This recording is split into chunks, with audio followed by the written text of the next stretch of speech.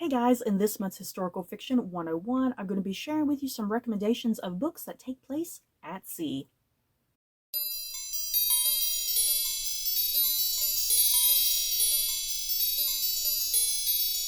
So, what this particular list of book recommendations is going to be all about, it's going to be books that are historical fiction in nature that either take place like on a ship or at least takes place like at sea somewhere or maybe on an island at some point, just as long as it's not like on mainland, if that makes sense. So I managed to track down 10 books that felt like they fit in with the concept of being on a ship or at sea or kind of on an island at some point in the narrative. Um, yeah, let's get going. And as always, I'm going to be looking down at my computer, looking at the Goodreads synopsises of all of these books. So if you want to pull up your Goodreads right now, and if any of these sound interesting, add them to your TBR. First up, A Life of Pi by Ian Martel, and I was going to read off of the Goodreads synopsis for this, but it's kind of a stupid plot synopsis on Goodreads, so I'm going to kind of do my own synopsis here. What Life of Pi is about, it follows a young boy named Pi. His family in India, they have like a zoo that they own and operate, but they are moving. They're going somewhere else where they're going to run their zoo elsewhere. So this requires them to get on a ship, and a disaster strikes at sea on their voyage. The ship sinks. Pi has no idea what has happened to his family, and he is kind of the sole survivor of this tragedy at sea, and so he is stuck for a pretty lengthy amount of time on a lifeboat, and his only companion are a few animals that happen to get on the lifeboat with him, and one of the main animals is a tiger. So this is definitely a novel it's a coming of age story about a young boy out at sea, trapped, isolated. He's with a very dangerous tiger that can kill him at any moment. And yeah, it's his survival story as he's trying to reach land at some point, and he has to ration out his food, water, and stuff like that. I love this book. You guys, this is just an absolute incredible masterpiece of a book, a wonderful coming of age story. I love the relationship between Pi and this tiger. Yet the movie adaptation that came out several years ago, an amazing adaptation. I highly recommend it. Yeah, just an overall amazing book, you guys. Next up, Master and Commander by Patrick O'Brian. So if you can't tell from this is a book series that inspired the Russell Crowe movie that came out years and years ago. I saw that movie. I've never read these books. Ardent, gregarious British naval officer Jack Aubrey is elated to be given the first appointment as commander, or given his first appointment as commander. The 14-gun ship HMS Sophie. Meanwhile, after a heated first encounter that nearly comes to a duel, Aubrey and a brilliant but down on his luck physician, Stephen Martin, strike up an unlikely rapport. On a whim, Aubrey invites this physician to join his crew as the Sophie's surgeon, and so begins the legendary friendship that anchors this beloved saga set against the thrilling backdrop of the Napoleonic Wars. You know, I've never really had much interest in these books. I liked the movie. I mean, this plot synopsis does sound great. Maybe I need to pick up these books in the future. Next up, The Island of the Day Before by Umberto Eco.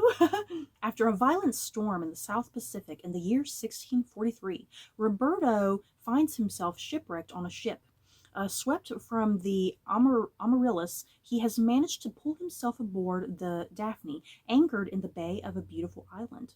The ship is fully provisioned, he discovers, but the crew is missing. As Roberto explores the different cabinets in the hold, he remembers different chapters in his life that all took place during like the 30-year wars, in which he lost his father and his illusions, and the lessons given him on reasons of state, fencing, the writing of love letters, and blasphemy.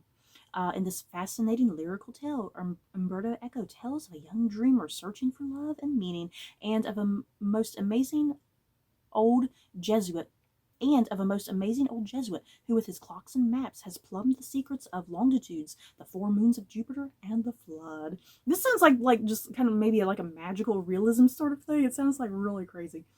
Next up, The Terror by Dan Simons.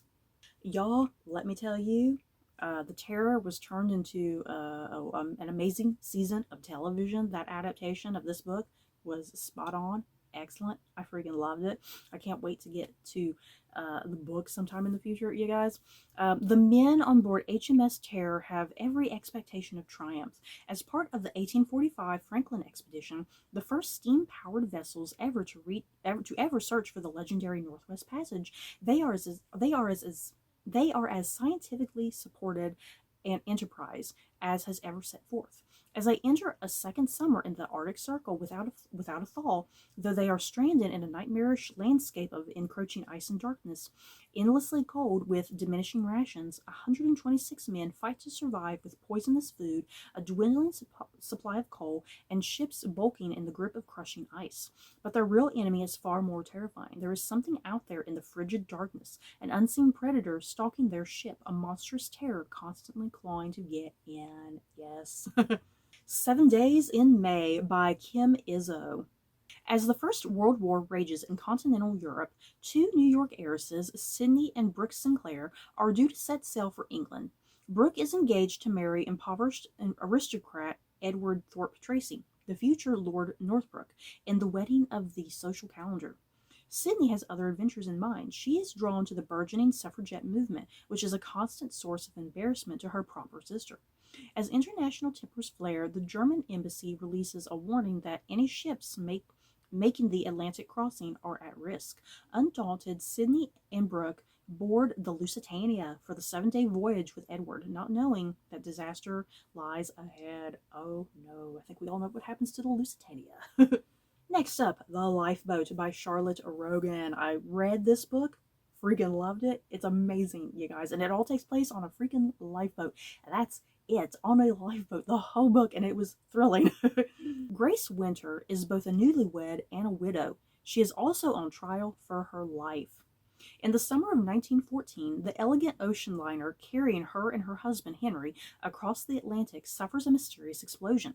Setting aside his own safety, Henry secures Grace a place in a lifeboat, with which the survivors quickly realize is over capacity. For any to live, some must die. As the castaways battle the elements and each other, Grace recollects the unorthodox way she and Henry met, and the new life of privilege she thought she'd found. Will she pay any price to keep it? Next up, We the Drowned by Karsten Jensen. In 1848, a motley crew of Danish sailors set sail from the small island town of Marstal? Yes, of Marstal to fight the Germans. Not all of them return, and those who do will never be the same. Among them is the daredevil Lordis Matson, who promptly escapes again into the anonymity of the high seas. As soon as he is old enough, his son Albert sets off in search of his missing father on a voyage that will take him to the furthest reaches of the globe and into the clutches of the most nefarious company.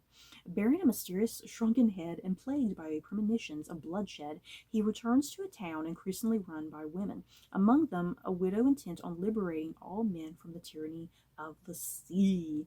This sounds good. It sounds like it's kind of a bit of a family saga about a father and a son, and a lot of it taking place at sea and whatnot. This sounds pretty cool. I've seen other people read and review this book, and I've seen a lot of high praise for it. I think I would like to check this out sometime in the future. Next up, The North Water by Ian McGuire. And this is another book that got adapted a few years ago. I freaking loved this show as well. So good. Had Colin Farrell in it playing like the main bad guy. He was so good. Oh my god. But yeah, let's see. A ship sets sail with a killer on board. Dear God. It's 1859. A man joins a whaling ship bound for the Arctic Circle. Having left the British Army with his reputation in tatters, Patrick Sumner has little option but to accept the position of ship's surgeon on this ill-fated voyage. But when deep into the journey, a cabin boy is discovered brutally killed, Sumner finds himself forced to act. Soon he will face an evil even greater than he had encountered at the siege of Delhi in the shape of Henry Drax, harpooner, murderer, monster. Yes. Next up, The Glass Ocean, and this is by 3 authors, Beatriz Williams, Lauren Willig, and Karen White. And these 3 authors have gotten together in the past, and they've done this before, where each of them kind of takes a time period and it all kind of weaves together into one fine narrative and whatnot. So yeah, this book is kind of divided up into several different chunks. It looks like, and there's like a 2013 setting, and there's also a 1915 setting. So yeah, for the sake of this video, since this is supposed to be all historical fiction based, I'm just going to read the setting that says 1915. Well, I'll read the very, very top really quickly here, because it says this is a captivating historical mystery infused with romance that links the lives of 3 women across a century, 2 deep in the past, 1 in the present, to the doomed passenger liner RMS Lusitania. Oh my god. So yeah, another Lusitania book, you guys. Oh, so the 1915 setting, Southern Belle Caroline, her marriage is in crisis. Her formerly attentive industrialist husband, Gilbert, has become remote, preoccupied with business, and something else that she can't quite put a finger on. She's hoping a trip to London in Lusitania's lavish first-class accommodations will help them reconnect, but she can't ignore the spark she feels for her old friend, Robert Langford, who turns out to be on the same voyage. Feeling restless and longing for a different existence, Caroline is determined to stop being a bystander and take charge of her own life. And then we have another character in this 1915 setting. Her name is Tessa. She's traveling second class on the Lusitania, returning home to Devon, or at least that's her story. Tessa has never left the United States, and her English accent is a hasty fake. She's really Tennessee Shafe, the daughter of a roving con man, and she can steal and forge just about anything, but she's had enough. Her partner has promised that if they can pull off this one last heist aboard the Lusitania, they'll finally leave the game behind. Tess desperately wants to believe that, but Tess has the uneasy feeling that there's something about this job that isn't as it seems. Oh yeah, this sounds so good, you guys. And the last recommendation that I have here, Mr. Midshipman Hornblower by C.S. Forester, and this is part of the Horatio Hornblower saga. This is also a book series that has been adapted into like a multi-season sort of show that kind of happened like very late 1990s into the early 2000s, starring Ioan Gruffudd as Horatio Hornblower. I loved this miniseries, you guys. I've never gotten into these books. I think I tried to read these books one time and I thought they were a little boring, unfortunately, but I read them when I was very young, so maybe now that I'm older, maybe I could get into them better. But yeah, this first book, the year is 1793, the eve of the Napoleonic Wars, and Horatio Hornblower, a 17-year-old boy, unschooled in seafaring and the ways of seamen, is ordered to board a French merchant ship and take command of the crew and cargo for the glory of England. Though not an unqualified success, this first naval adventure teaches the young midshipman enough to launch him on a series of increasingly glorious exploits. Horatio gets his sea legs, proves his mettle, and shows the makings of the legend he will become. This is the first of 11 swashbuckling Hornblower books that are today are regarded as classic adventure stories of the sea. So yeah, that does sound good. I need to try and read these books again, because like I said, I read them when I was younger. I couldn't get into them. But yeah, I love the miniseries. Oh my god, so good. So you guys, that is it for this recommendations of books that all take place at sea, the ocean, somewhere at sea, you know, on a lifeboat perhaps, who knows. In the comments below, any of these books that you guys have read in the past that you loved and enjoyed, or maybe you hated, just let me know. Or yeah, are there some other books that I could have included on this list? Let me know, because I am a sucker for books that take place like on ships. I really am. So that's it for this video. Don't forget to like, comment, and subscribe, and if you like this video, you may like these other videos. Bye guys.